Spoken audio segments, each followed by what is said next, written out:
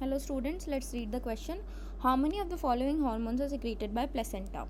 HCG, estrogen, HPL and progesterone. So let's look at the key concept here. So the key concept is placenta. अब placenta क्या है? Placenta is a structure that is present only during pregnancy. अब इसका काम क्या होता है? ये हॉर्मोन्स सिक्रीट कर रहा होता है. This helps in hormones secretion. और ये हॉर्मोन्स जो होते हैं that is responsible for protecting and supporting mother and child during pregnancy. ठीक है. अब जो होते हैं हमारे डिफरेंट हार्मोन्स होते हैं वो सिक्रीट होते हैं हमारे प्लेसेंटा में. जैसे कि फर्स्ट हार्मोन है हमारा HCG. HCG क्या है? If you talk about HCG तो ये है हमारा ह्यूमन कोरियोनिक गोनाडोट्रोफिन. अब ये क्या हार्मोन होता है? This is a hormone that is required for the early pregnancy. बहुत ही क्रूशियल होता है, crucial during early pregnancy.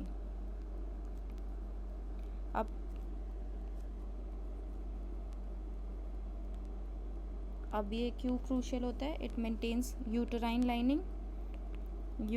Lining maintain करता है ये. And it also helps in preventing menstruation.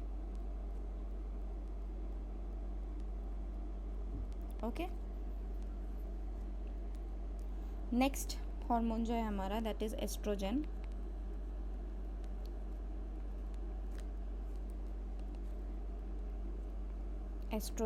तो एस्ट्रोजन क्या करता है? Oestrogen is required for the growth of uterus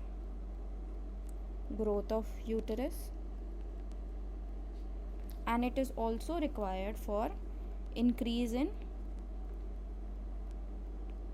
in blood flow increase होता है क्योंकि बहुत ज़्यादा ब्लड रिक्वायर्ड होता है for the growth of foetus. Next hormone is HPL. इसको हम कहते हैं ह्यूमन प्लेसेंटल लैक्टोजन.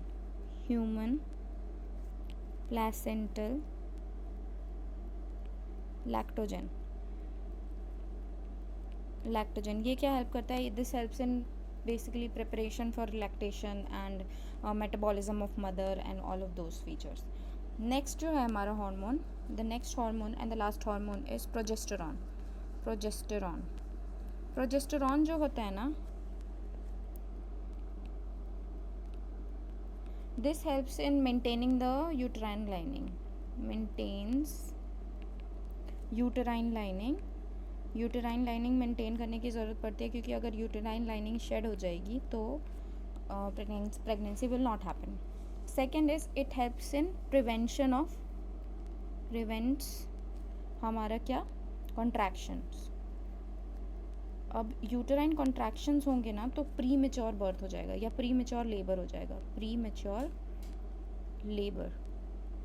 तो प्री मेच्योर लेबर होगा तो जो फीटस होगा that will not be developed.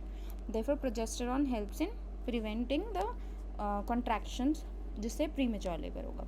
Now, if you look at the options, HCG is present, estrogen is present, HPL is present, and progesterone is present. So, all the four is correct, and therefore D becomes the correct answer. I hope आपको समझ आया हो. All the best.